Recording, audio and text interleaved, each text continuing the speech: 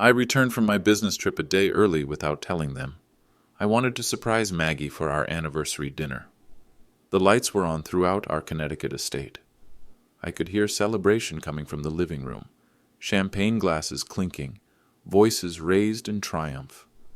I left my briefcase by the marble entrance and walked quietly through our home. In the kitchen, my wife was crying silently over scattered legal documents, her hands shaking as she stared at signatures that looked like hers but felt like forgeries. Inside, my son Jason was laughing with the Mitchell family, raising a toast as if they'd just closed the deal of their lives. Nobody noticed I was back. I stood there watching, and I understood everything without hearing a single word. But let me tell you from the beginning how a man who built a $520 million empire returned home to discover his bloodline had been weaponized against him, and how justice, when executed with 45 years of business experience, can be devastatingly precise. Let me take you back to the beginning. 45 years ago, I was Ed Whitman, a carpenter's son from Hartford with calloused hands and a toolbox worth more than my bank account. Today, that toolbox sits in my office at Whitman Development Corp., a $520 million real estate empire built one foundation at a time. They call me Ed the Builder in Connecticut business circles, not because of the construction background, but because I understood something most developers missed. Real estate isn't about buildings. It's about trust. Every handshake, every contract, every promise kept becomes the foundation for the next deal.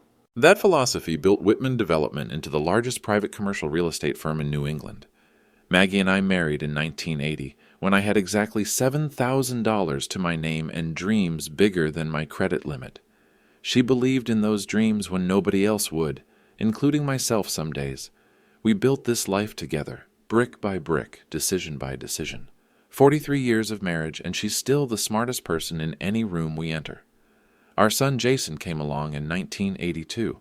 Golden child from day one, valedictorian, Harvard MBA, everything handed to him that I'd had to earn. I groomed him for succession from the moment he could hold a calculator. Made him VP of marketing at 28, taught him every aspect of the business, showed him the relationships that took decades to build. Maybe that was my first mistake. Jason married Victoria Mitchell 4 years ago. Beautiful, intelligent, MBA from Wharton with a finance specialization. Her father Frederick is a retired investment banker, the kind of old money Connecticut family that makes the social pages. They seemed perfect for each other, and I was happy Jason had found someone who understood the business world. Frederick Mitchell started calling me about 18 months ago. Friendly advice, he called it. Suggestions about estate planning, tax optimization, corporate restructuring. Coming from a man with his credentials, it felt like mentorship. He'd invite me for golf at his country club, share insights about market trends, offer introductions to his network.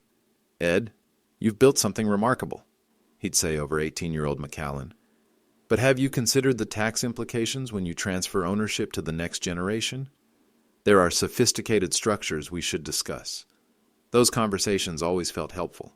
Frederick knew regulations I'd never heard of, strategies that could save millions in taxes. He spoke with the authority of someone who'd structured deals for Fortune 500 companies. Why wouldn't I listen? Victoria became increasingly involved in family finances. She'd ask thoughtful questions about Maggie's accounts, our retirement planning, the trust structures we'd established.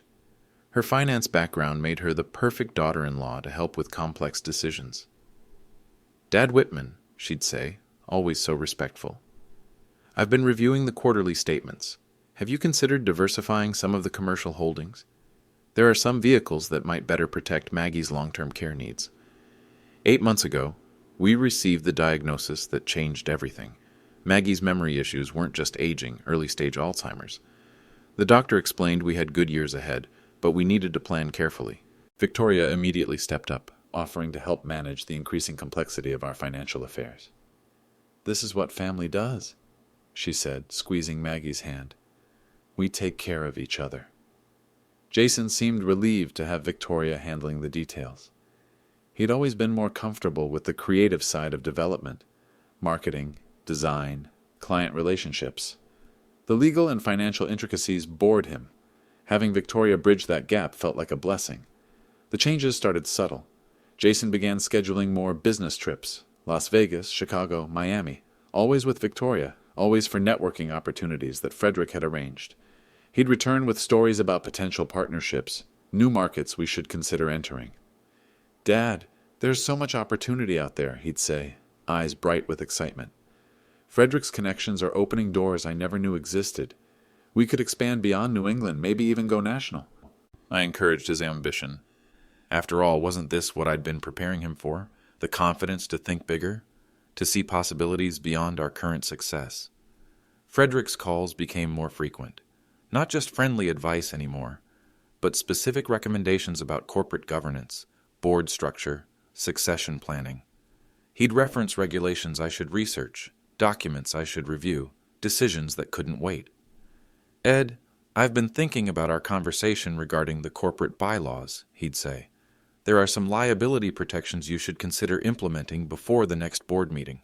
I can send over some templates if you'd like." 3 weeks ago, I started feeling uneasy. Nothing I could pinpoint exactly, just a sense that conversations stopped when I entered rooms, that glances were exchanged when they thought I wasn't looking. Maggie had more confused episodes when Victoria visited, seemed more agitated after their helpful chats about finances.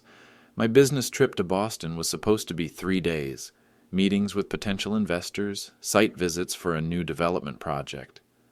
But something gnawed at me. Call it 45 years of reading people, of sensing when deals weren't quite right. I cut the trip short by a day. The drive home felt different. The same Connecticut highways I'd traveled for decades seemed to hum with tension. My phone stayed silent. Usually Jason would call with updates, questions, problems that needed my input. The quiet felt wrong. I pulled into our driveway at 3:15 on a Tuesday afternoon, expecting an empty house. Maggie usually spent Tuesday afternoons with her book club. Jason would be at the office, Victoria at her tennis league. Instead, I heard laughter from our living room, multiple voices, celebration in the air, and from the kitchen, the sound that stopped my heart. Maggie crying with the kind of desperation that comes from understanding something terrible. That's when I saw the papers scattered across our kitchen table, my empty briefcase beside them like a crime scene exhibit, and I realized that 18 months of helpful advice had been 18 months of carefully planned destruction. The papers told the story my heart already knew. Corporate bylaws amendments filed 3 days ago while I was in Boston. Signature pages with Maggie's name. Shaky, uncertain, nothing like her usual confident script. Bank transfer authorizations for amounts that made my stomach turn. Proxy statements giving Jason and Victoria voting control over my own company. $125 million had been moved out of our primary accounts over the past 6 months. Small amounts at first, $50,000 here, $75,000 there. Nothing large enough to trigger my attention during busy periods. But the pattern was unmistakable when laid out in chronological order. 6 forged signatures on documents I'd never seen.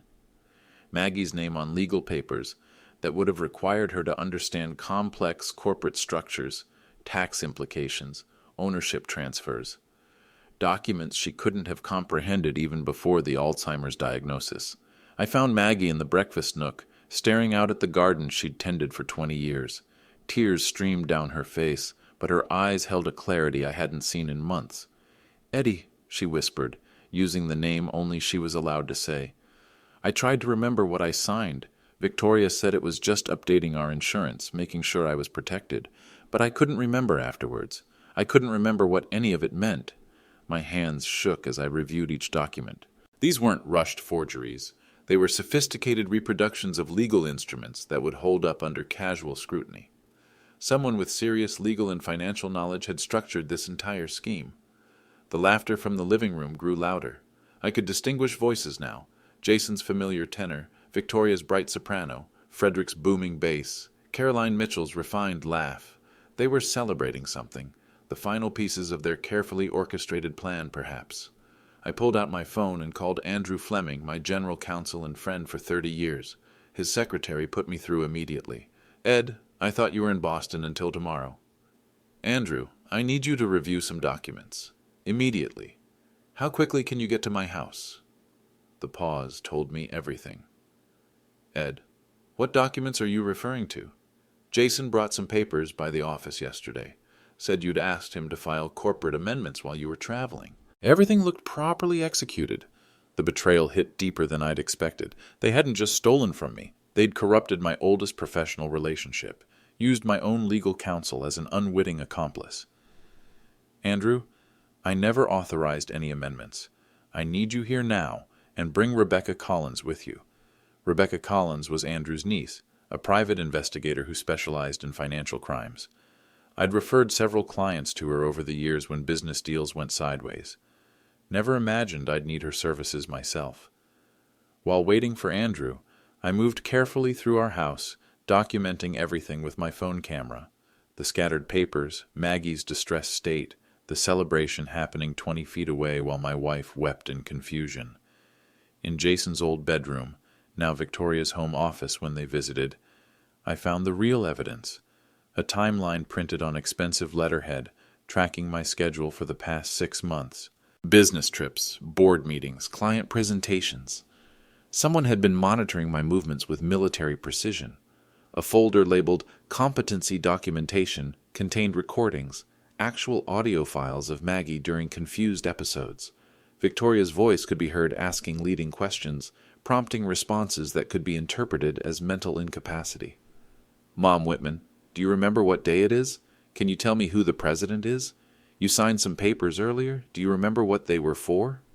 Maggie's halting responses, clearly recorded during her worst moments, painted a picture of someone incapable of making financial decisions. These recordings would be devastating evidence in any competency hearing. But the most chilling discovery was a legal brief, partially completed, titled Petition for Guardianship, Margaret Whitman. The argument was thorough, professional, devastating. It painted me as an elderly husband in denial about his wife's condition, unable to make rational decisions about her care or our financial future. The brief recommended appointing Jason and Victoria as co-guardians, with full authority over Maggie's medical and financial decisions. It cited expert testimony from doctors I'd never heard of, psychological evaluations that had never taken place, financial assessments that painted our wealth as being mismanaged by a man past his prime. Frederick Mitchell's fingerprints were all over the legal strategy. This wasn't amateur greed. This was a sophisticated wealth transfer operation designed to look like family members stepping up during a crisis. My phone buzzed with a text from Jason. Dad, heard you came home early. We're just next door at the Mitchells if you want to join us.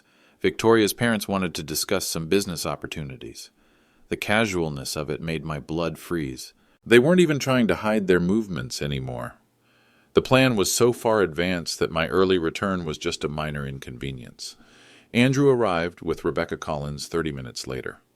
I met them at the front door, finger to my lips, and led them quietly to my study. The laughter from next door carried across our yards, Frederick's voice prominent above the others. Jesus Christ, Ed, Andrew whispered after reviewing the first few documents. This is identity theft, corporate fraud, financial elder abuse. These signatures are good enough to fool most bank officials. Rebecca was already photographing everything with professional equipment, building an evidence chain that would hold up in court. Her expression grew darker with each document. Mr. Whitman, how long has this pattern been going on? 18 months of grooming, 6 months of active theft, and they're celebrating right now because they think it's over. I looked out the window toward the Mitchell house, where my son was toasting the destruction of everything I'd built. They'd underestimated one thing. The man who built a $520 million empire from nothing didn't get there by playing fair when people betrayed his trust.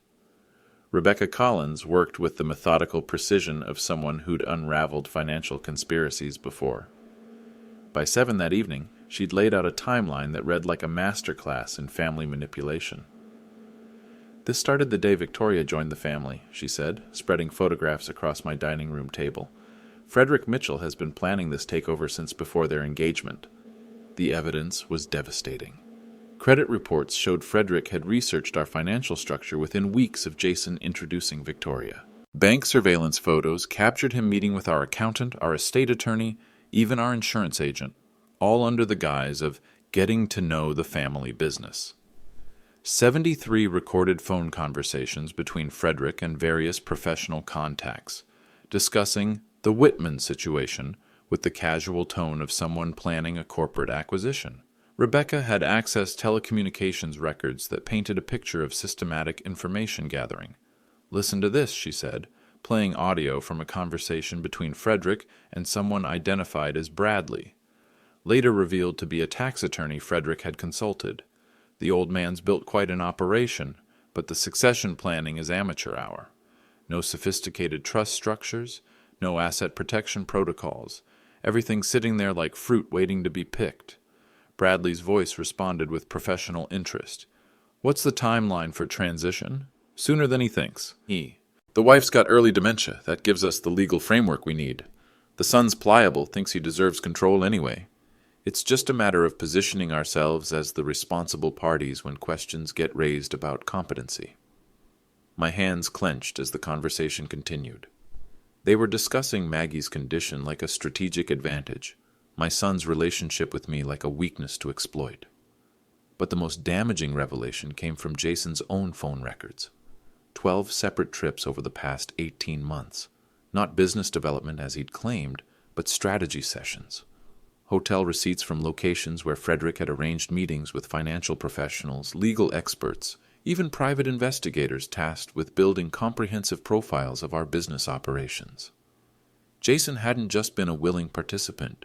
He'd been an active collaborator. Victoria's communications were even more calculated. Text messages to her mother revealed the psychological manipulation tactics they'd employed with Maggie. Triggered another confusion episode today. Got her to sign the life insurance beneficiary updates while she was disoriented. She won't remember tomorrow. Caroline Mitchell's response chilled me. "Perfect. The documentation is building nicely. Frederick says we're almost ready for the final phase." The final phase documents were found in Frederick's home office, which Rebecca accessed through methods I decided not to ask about. A complete corporate restructuring plan that would leave me as a figurehead chairman while transferring all operational control to Jason and Victoria. Even worse, they'd prepared papers to have me declared incompetent to make financial decisions, citing emotional instability following wife's diagnosis and increasingly erratic business judgment. 3 physicians had been lined up to provide supporting testimony, all referrals from Frederick's network. "They've been building a case that you're too emotionally compromised to handle complex business decisions," Rebecca explained. "Classic elder abuse tactics, but sophisticated enough to hold up in court if nobody looks too closely." The scope of the conspiracy went beyond our family. Frederick had cultivated relationships with key Whitman development employees, our banking partners, even some board members. Not enough to control the company outright, but sufficient to create doubt about my leadership when the transition was announced. Email threads showed Frederick positioning himself as a concerned family member trying to protect everyone's interests during a difficult period. He'd even arranged for Maggie to be evaluated by a geriatric psychiatrist, Dr. Helen Morrison, who happened to be Caroline Mitchell's longtime friend. Dr. Morrison's preliminary report, never shared with me, painted Maggie as significantly more impaired than her actual condition warranted. The report recommended immediate implementation of financial guardianship to protect Mrs. Whitman from exploitation and poor decision-making. The final piece of evidence broke my heart completely. Jason had written a letter to Frederick, dated 3 months ago, that revealed his true motivations. "I'm tired of waiting for Dad to step aside. He still treats me like I'm 25, still makes every major decision without real input from me. Victoria's right. We could run this company better than he does, and we deserve the chance to prove it. If this is what it takes to get control, then so be it." Andrew Fleming sat beside me as we reviewed each piece of evidence, his face growing paler with every revelation. "Ed, this isn't just theft. This is conspiracy to commit fraud, financial elder abuse, and probably RICO predicate acts if we can prove pattern of criminal activity." Rebecca nodded grimly. The coordination between multiple parties, the systematic nature of the scheme, the interstate communications, this could trigger federal charges. I stared out at the Mitchell house, where lights blazed in every window. The celebration was still going strong. They had no idea their 18-month plan was about to become evidence in a criminal investigation. But criminal charges weren't enough. They'd betrayed more than my trust. They'd betrayed the foundation of what family means.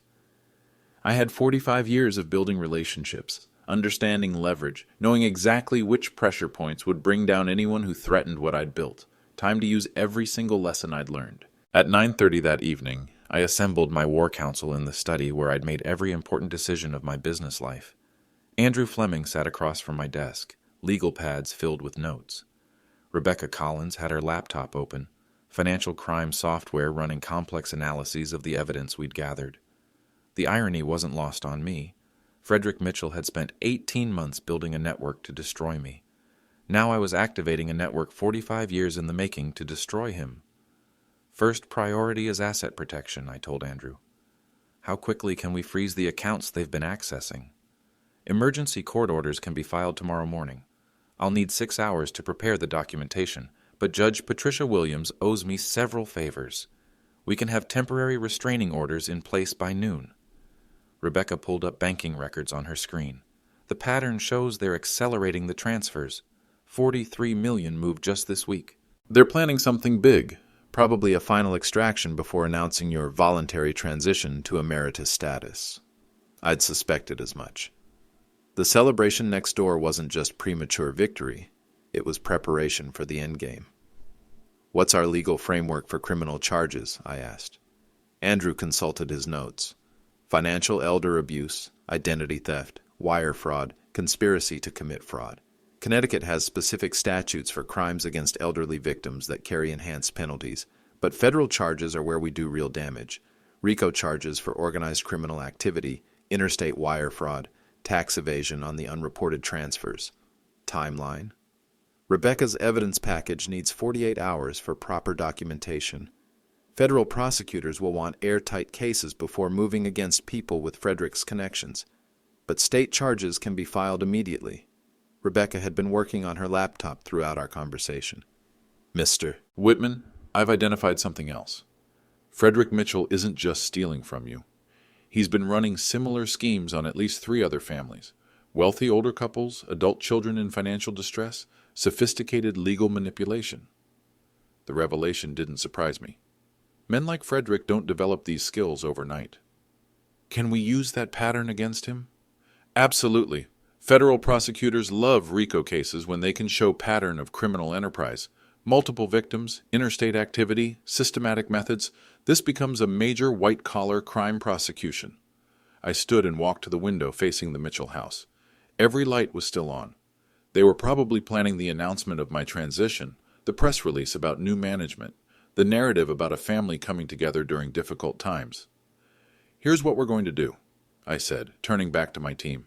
Phase 1. Tomorrow morning we file emergency motions to freeze all accounts, recall all transfers, and void any documents signed by Maggie during confused episodes.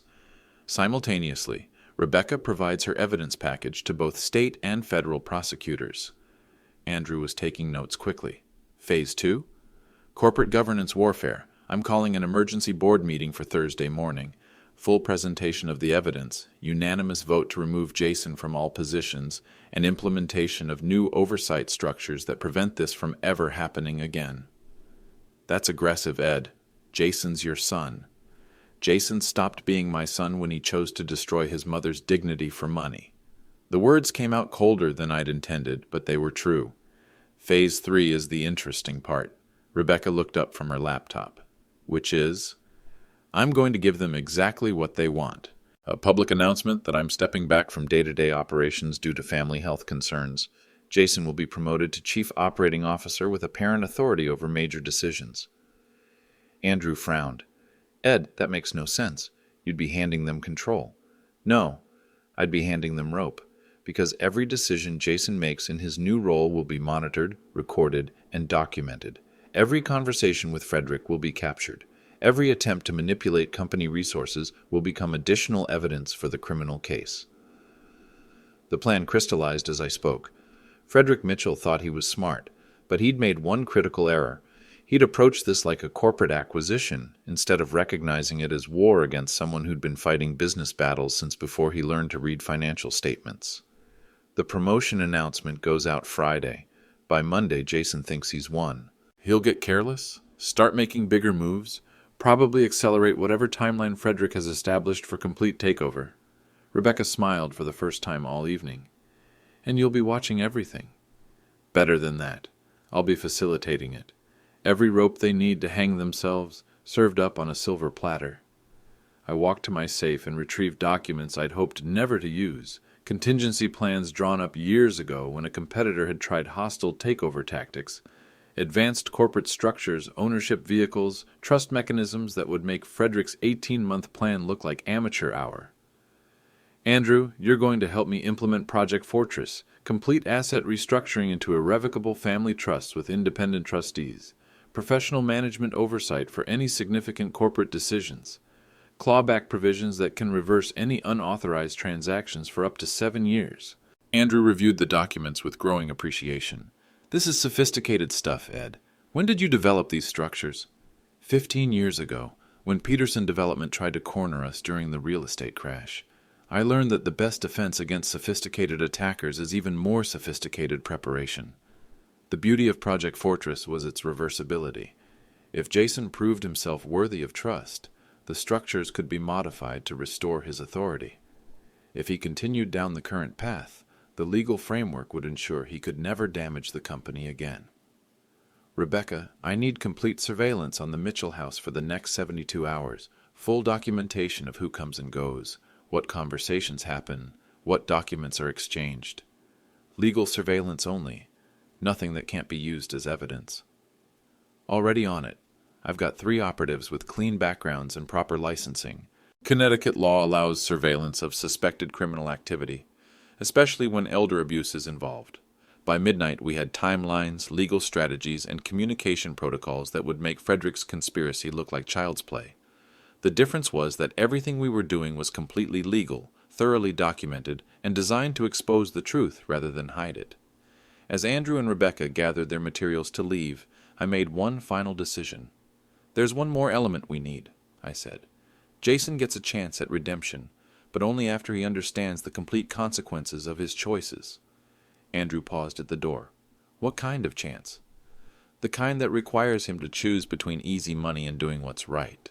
The kind that tests whether he learned anything from being my son besides how to forge signatures and manipulate confused elderly women. Rebecca shut down her laptop. And if he fails the test? I looked out at the Mitchell house one last time. The lights were finally going out. The celebration was over. Tomorrow, the real education would begin. Then he'll discover what 45 years of building relationships and learning leverage can do to people who betray trust. The war they'd started was about to become a master class in consequences. Thursday morning arrived with the kind of crisp October clarity that makes Connecticut look like a postcard. By 8 a.m., I'd been in my office for 2 hours, reviewing final preparations. The Whitman Development boardroom had been prepared like a courtroom, evidence packets at each seat, legal counsel present, court reporters standing by. At exactly 9:15, Jason walked in with the confidence of someone who believed he'd already won. Victoria accompanied him, carrying a briefcase I recognized from Frederick's collection. They'd brought their own legal representation, a partner from Hartford's most expensive firm. Dad, good to see you, Jason said, taking his usual seat at the conference table. Victoria and I have been discussing some exciting opportunities for the company's future. Frederick's network has opened doors we never imagined. I let him talk for 5 minutes about expansion plans, market opportunities, strategic partnerships. Victoria chimed in with financial projections, growth scenarios, modernization initiatives. Their presentation was polished, professional, convincing. When they finished, I placed the first evidence packet in front of them. Before we discuss the future, I said quietly, let's review what you've accomplished in the past 18 months. Jason's confidence faltered as he opened the folder. Bank records, forged documents, recorded conversations, the complete timeline of their conspiracy laid out in chronological order. Victoria went pale when she saw the surveillance photos of her meetings with physicians, lawyers, investigators. I don't understand, Jason said, though his voice suggested he understood perfectly. 18 months of planning, 6 months of active theft, $125 million in unauthorized transfers, 6 forged signatures using your mother's name while she was suffering from confusion episodes. I handed Victoria the second packet, transcripts of her text messages with her mother, recordings of her manipulating Maggie during Alzheimer's episodes, copies of the competency evaluation she'd arranged without my knowledge. You recorded my wife during her worst moments, I continued, my voice steady despite the rage building in my chest. You used her medical condition as a weapon against our family. You trained yourself to trigger confusion episodes so you could manipulate her signatures. Jason stood up abruptly. Dad, this is all a misunderstanding. Frederick was just helping us plan for the future, making sure the company would be protected if something happened to you or Mom. Sit down. The command came out with 45 years of authority behind it. Jason sat. I opened the third packet myself, the complete financial crime analysis Rebecca had prepared, the RICO framework Andrew had developed, the federal prosecution timeline that would destroy their lives. Here's what happens next, I said. In 30 minutes, federal agents will arrest Frederick Mitchell on charges of conspiracy to commit wire fraud, financial elder abuse, and RICO violations. The evidence package includes his communications with 3 other families he's victimized using identical methods. Victoria started crying, not the manipulative tears she'd used with Maggie, but genuine terror as she realized the scope of what they'd triggered. Caroline Mitchell will be charged as a co-conspirator. The physicians who provided false competency evaluations will lose their licenses and face perjury charges. The attorneys who helped structure this scheme will be reported to the Bar Association for ethics violations. I turned to Jason, studying the face that had once looked at me with genuine love and respect. And you, my son, will face state charges for identity theft, financial elder abuse, and fraud. Connecticut law provides enhanced penalties when the victims are elderly family members. You're looking at 15 to 20 years in federal prison. The silence stretched for 30 seconds. Jason's breathing was ragged, panicked. Victoria was openly sobbing. Their expensive attorney was frantically taking notes, probably calculating his own exposure to the conspiracy. But I'm going to give you one opportunity, I said finally.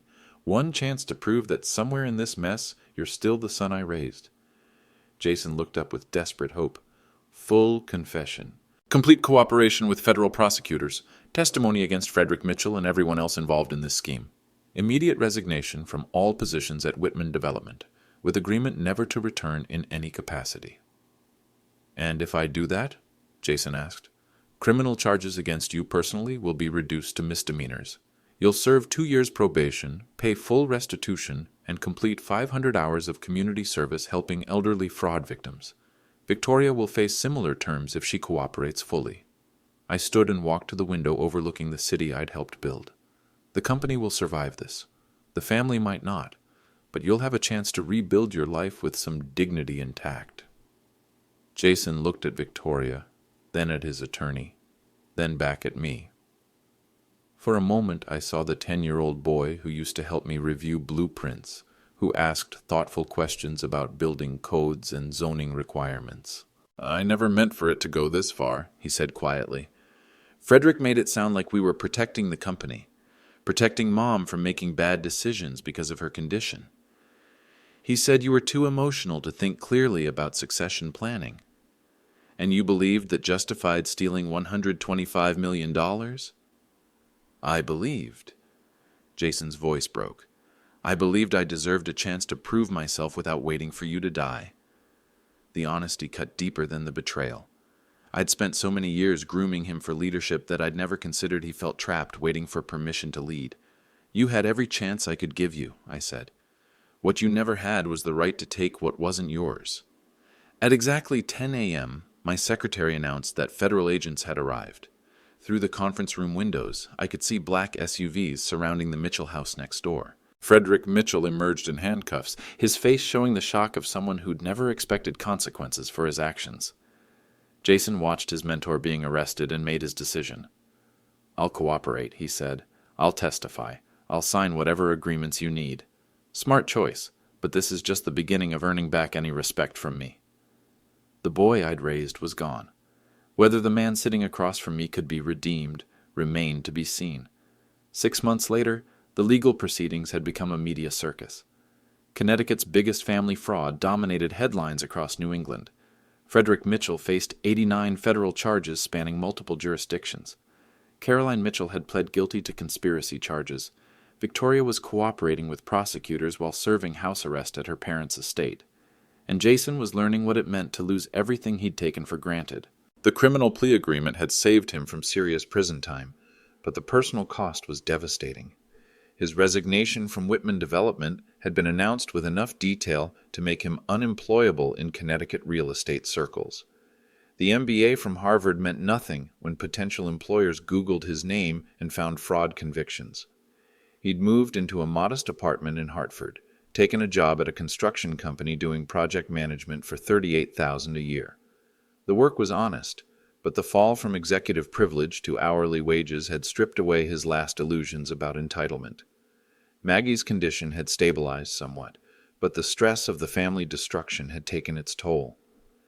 Her lucid moments were filled with guilt over the signatures she'd provided during confused episodes.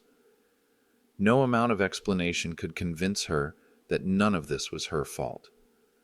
"I should have been stronger," she'd say during our quiet evenings together. I should have questioned what Victoria was asking me to sign. I should have protected what you built. Those conversations broke my heart in ways the financial theft never could. Watching my wife blame herself for being victimized during medical episodes was almost unbearable. The woman who'd stood beside me for 43 years felt responsible for nearly losing everything we'd built together. The company had survived, but trust among employees would take years to rebuild. Jason's betrayal had shaken confidence in family leadership. Several key clients had terminated contracts during the uncertainty. Our stock price, though privately held, had dropped by 30% according to independent valuations. I'd won the war, but victory felt hollow during those long nights when I'd walk through our house and remember better times. Family photos still lined the hallways, but they looked like exhibits from a museum of failed relationships. The worst moments came when I'd catch myself reaching for the phone to call Jason about business decisions, forgetting for an instant that he was no longer part of my life. 40 years of habit don't disappear overnight. Sometimes I'd see a news story about market developments and want to discuss it with the son who'd once been my closest advisor. Rebecca Collins provided monthly updates on Jason's progress.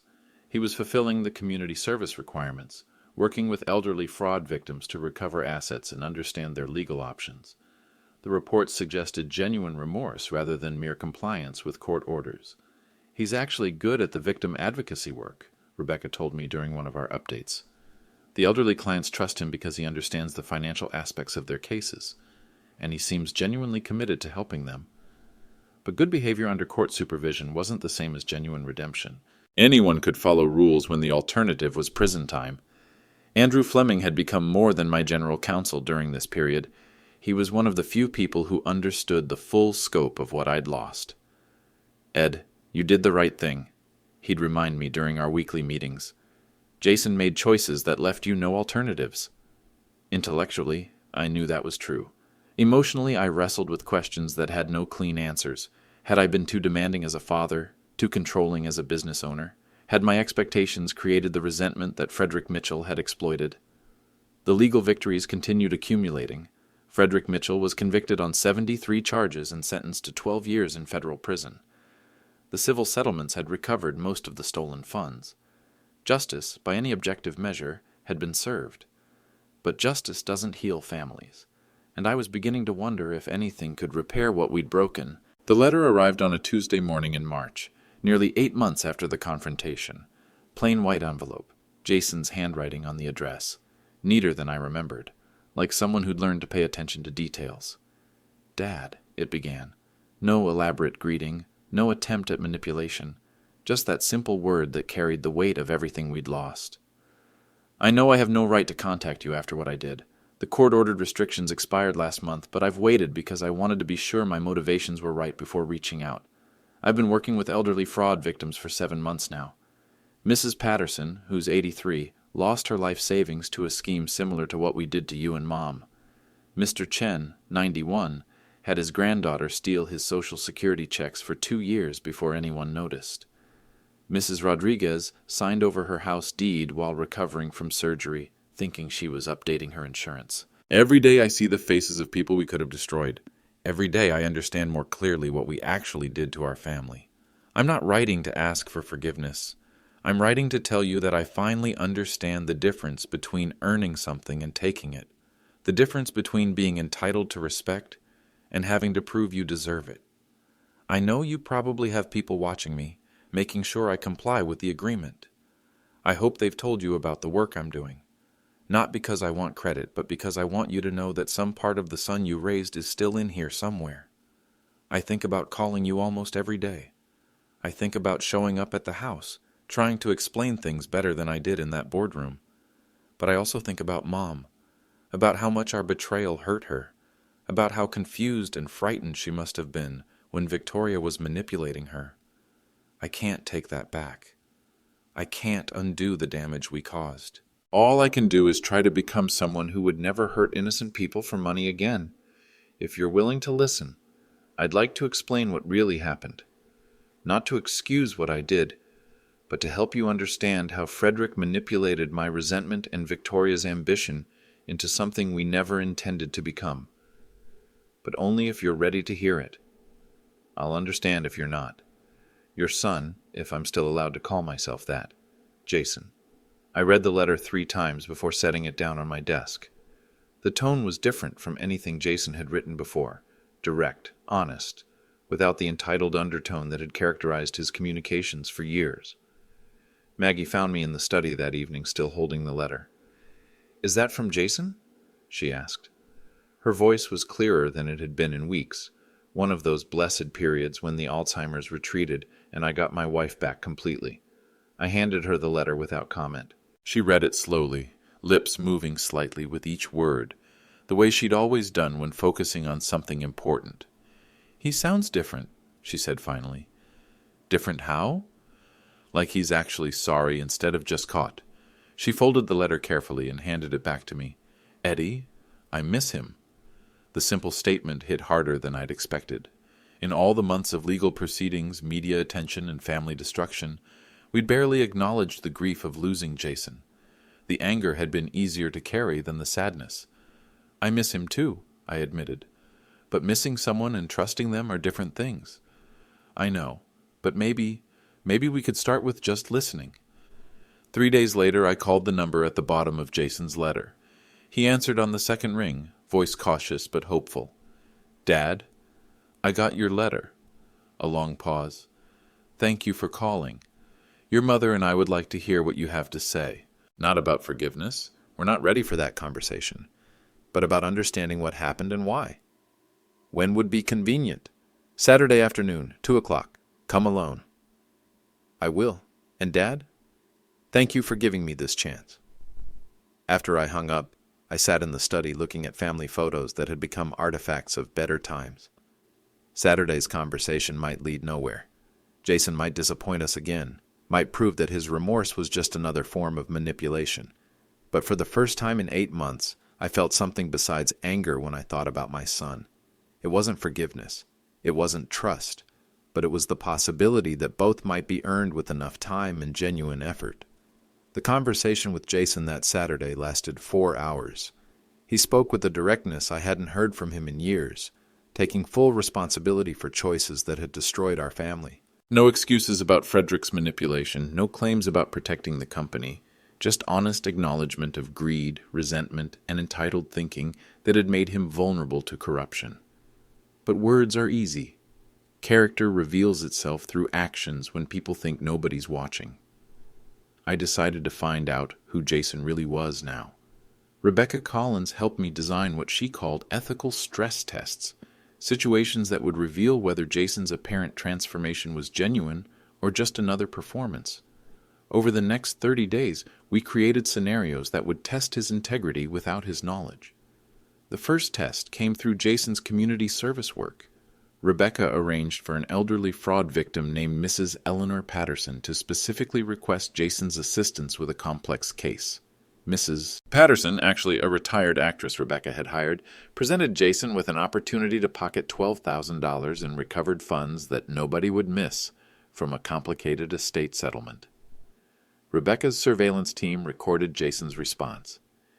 Immediate refusal, careful documentation of every dollar recovered, and patient explanation to Mrs. Patterson about why ethical handling of victims' money was non-negotiable. When she pressed him about finding creative ways to maximize recovery, Jason actually got angry. "Ma'am, I'm here because I learned what it's like to be on the wrong side of financial fraud. The people who helped steal from my family probably told themselves they were being creative too. I'm not going down that road again, not for any amount of money." Test 1. Passed convincingly. The second test was more personal. Rebecca discovered that Victoria had been trying to contact Jason through mutual friends, claiming she wanted to reconcile and fix things with our family. Instead of reporting these attempts to his probation officer as required, Jason could have secretly resumed contact with his ex-wife. Hidden cameras captured Jason's actual response when Victoria's friend approached him at his apartment building. Not only did he refuse contact, he immediately called his probation officer to report the violation of their separation agreement. He also called our family attorney to ensure the contact attempt was documented for any future legal proceedings. Victoria made her choices, Jason told the probation officer on a recorded call. "I'm not risking my relationship with my parents or my legal situation for someone who manipulated my mother during Alzheimer's episodes. That's not the person I want to be anymore." Test 2. Passed with emphasis that suggested genuine moral development. The third test targeted Jason's relationship with money and status. Rebecca arranged for Jason to be offered a high-paying job with a real estate development firm in Boston, contingent on his willingness to overlook certain regulatory complications in their construction projects. The position would have restored his previous lifestyle and removed him from the daily reminders of his fall from grace. Jason spent 3 days researching the company before declining. The surveillance recordings showed him discovering the regulatory violations on his own, then calling the state construction authority to report the problems anonymously. He took himself out of consideration for the job, rather than compromise his ethics for financial gain. "I spent months learning about the damage that happens when people in positions of trust cut corners," he told the hiring manager during his refusal call. "I can't be part of something like that, regardless of the salary." Test 3. Passed with distinction. The fourth test was the most challenging. Rebecca arranged for Jason to discover apparent evidence that I was suffering from early cognitive decline. Forged medical records, staged confused moments, symptoms that suggested I was becoming incapable of managing Whitman Development's complex operations. The scenario gave Jason perfect justification to petition for renewed involvement in company operations, possibly even guardianship proceedings that would restore his authority. Frederick Mitchell's playbook, handed to him on a silver platter. Instead of exploiting the opportunity, Jason immediately called Andrew Fleming to express concern about my welfare. When Andrew, who was briefed on the test, suggested that Jason might need to step up and help the family during this difficult time, Jason's response was unequivocal. "Mr. Fleming, if my father is having health problems, then we need to get him the best medical care available and protect him from anyone who might take advantage of his condition, including me. I've lost the right to make decisions about his welfare or his company. That's a consequence I have to live with." Jason had not only refused to exploit apparent vulnerability, he'd actively worked to protect me from the kind of manipulation he'd previously employed. Test 4. Passed with a moral clarity that surprised even Rebecca. The final test was the most sophisticated. Rebecca created a scenario where Jason could expose damaging information about Frederick Mitchell's criminal network, information that would significantly reduce Frederick's prison sentence in exchange for Jason receiving a substantial financial reward from grateful victims. The information was real, but incomplete. Using it would have helped Frederick while enriching Jason, creating the exact kind of ethical compromise that had led to our family's destruction. Jason spent 2 weeks investigating the information before reaching a conclusion that impressed even hardened investigators. He provided the complete intelligence to federal prosecutors without requesting any compensation, ensuring that Frederick faced the full consequences of his crimes rather than benefiting from a plea arrangement. "Some things are more important than money," Jason told the FBI agent handling the case. "My family deserves to see justice done properly, and Frederick's victims deserve to see him held fully accountable. I'm not interested in anything that might reduce his sentence." Test 5. Passed definitively. After 30 days of surveillance, Rebecca presented her final assessment. "Mr. Whitman, I've monitored corporate executives, politicians, and criminal defendants for 15 years. Most people who claim transformation are just better at hiding their true motivations. Your son has demonstrated consistent ethical behavior when he thought nobody was watching, even when it cost him significant opportunities. I read through her comprehensive report, studying photographs and transcripts that showed Jason making difficult choices with genuine integrity. The angry, entitled young man who'd stolen from his own family had been replaced by someone who understood the weight of moral responsibility. But one question remained. Would his integrity survive the test of rebuilding a relationship with the family he'd betrayed? That would require a different kind of courage from all of us. The meeting took place in my office on a Thursday morning in late May, exactly 1 year after the confrontation that had torn our family apart. Jason arrived early, wearing a simple gray suit that probably cost less than his old ties. The careful grooming and expensive accessories were gone, replaced by the practical appearance of someone who'd learned to value substance over style. Maggie insisted on being present, despite her increasingly frequent confused episodes. This was one of her clear days, and she'd spent the morning reviewing the notes she kept about family matters, a strategy her doctor had suggested for maintaining continuity during memory lapses. Andrew Fleming attended as legal counsel, but also as the friend who'd watched our family grow for 30 years. Rebecca Collins was there to present her assessment of Jason's behavior during the testing period. The atmosphere was formal but not hostile, more like a business negotiation than a family reunion. Before we discuss any path forward, I began, I need to establish what this conversation is and isn't. This isn't about forgiveness. That's a personal matter between family members. This is about determining whether trust can ever be rebuilt, and if so, under what conditions. Jason nodded. I understand. I'm not asking for forgiveness I haven't earned. I'm asking for the opportunity to prove I've changed in ways that matter. I opened the folder containing Rebecca's surveillance report, the psychological evaluation Andrew had commissioned, and the character references from Jason's community service supervisors.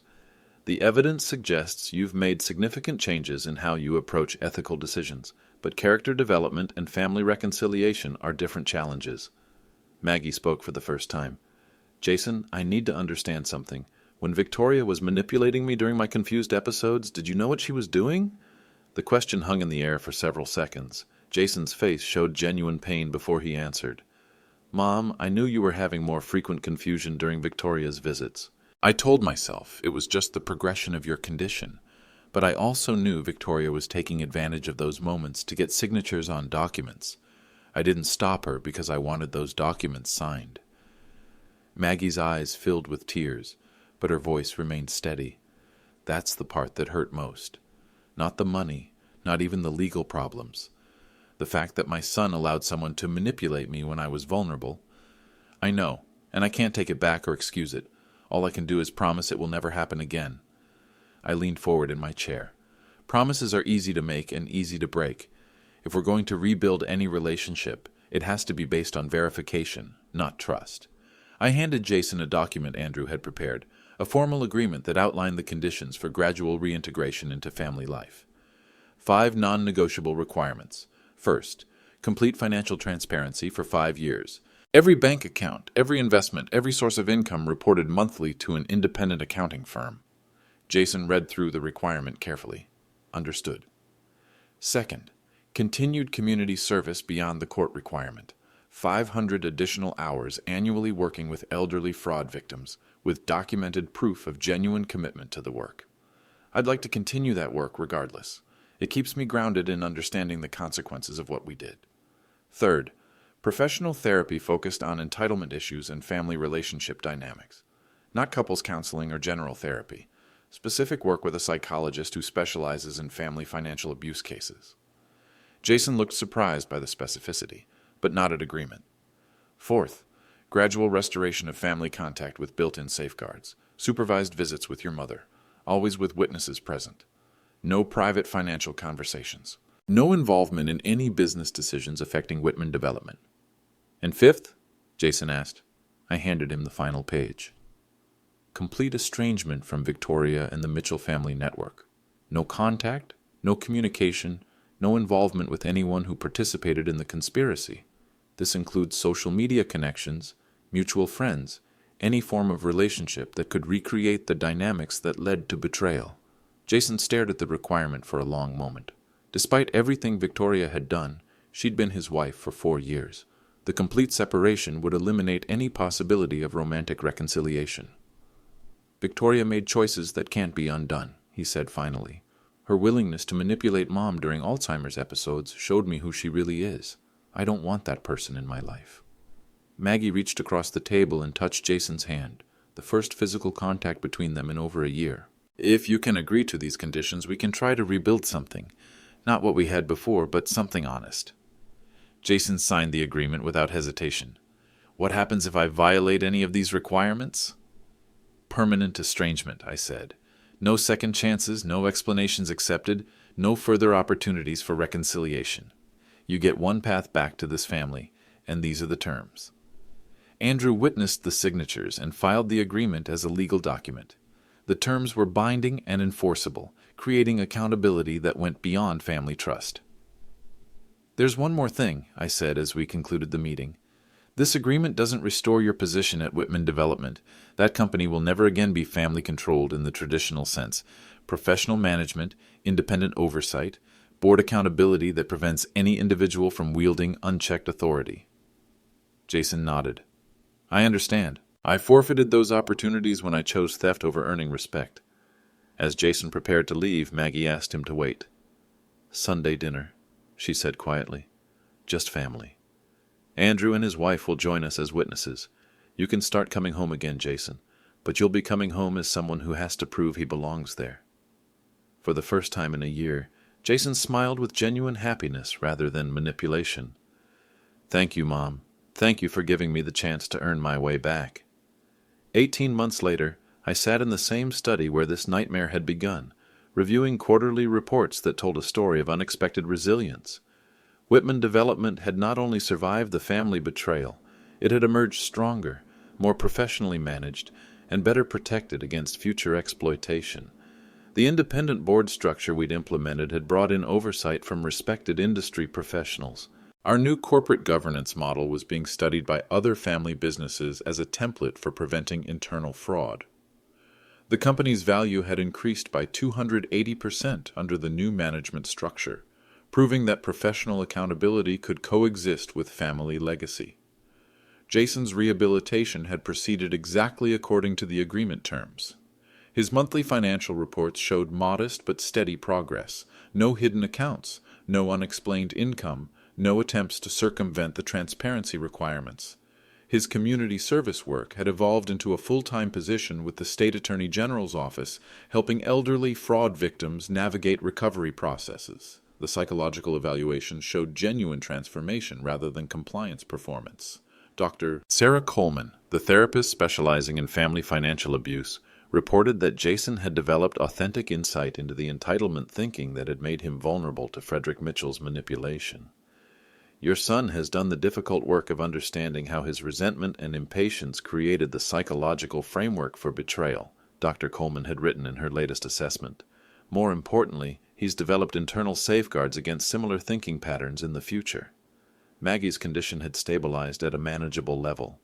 Her good days outnumbered the confused episodes, and she'd learned to use written notes and documentation to maintain continuity when memory failed.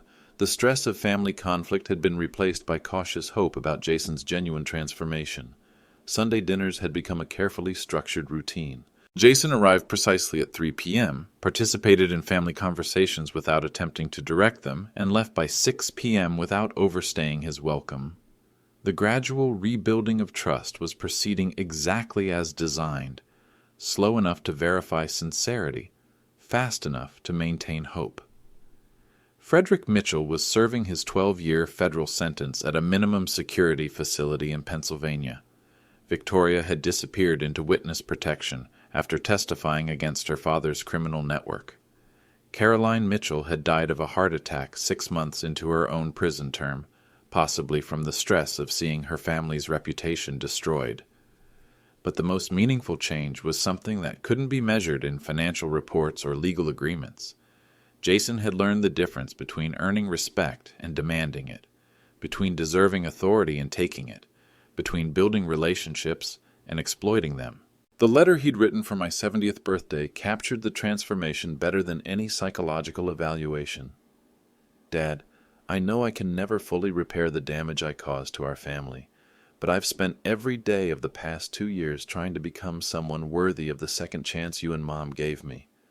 Not because I'm entitled to forgiveness, but because the family values you taught me were always right. I just chose to ignore them when they conflicted with what I wanted. Building trust is harder than stealing it. Building relationships is harder than exploiting them. Building a life based on earning respect is harder than demanding it based on bloodline. But everything worthwhile requires that kind of difficult work. Thank you for teaching me that consequences and love can coexist. Thank you for showing me that real strength means protecting people rather than taking advantage of them. And thank you for proving that families can survive betrayal if they're built on principles rather than just emotions. That evening, as Maggie and I walked through the garden she'd tended for 30 years, she made an observation that crystallized everything we'd learned. Eddie, we didn't just survive what Jason did to us. We taught him how to survive what he did to himself. The foundation I'd spent 45 years building hadn't been destroyed by betrayal. It had been tested, damaged, and ultimately strengthened by the process of defending it. Some things are worth fighting for. Some people are worth saving, even from themselves. And sometimes, the most important victory is teaching the people who hurt you how to become people who won't hurt others.